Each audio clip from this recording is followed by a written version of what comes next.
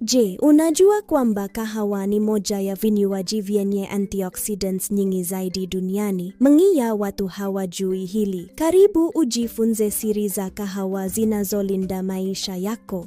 Kwanza, kahawa inasaidia moyo wako. Watu wanaokunywa kahawa kwa kiasi wana hatari ndogo ya kupata mshtuko wa moyo. Chlorogenic acids zilizomo katika kahawa zinadhibiti shinikizo la damu na kulinda mishipa yako. Pili, kahawa inakusaidia kuwa na furaha. Utafiti unaonyesha watu wanaokunywa kahawa wana uwezekano mdogo wa kupata unyogovu.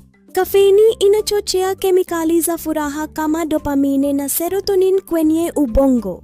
Tatu, kahawa inakusaidia kimwili. Wanariadha wengi duniani hunywa kahawa kabla ya mazoezi kwa sababu inaboresha utendaji wa misuli na inasaidia mwili kutumia mafuta kama nishati. Matokeo, mazoezi bora zaidi.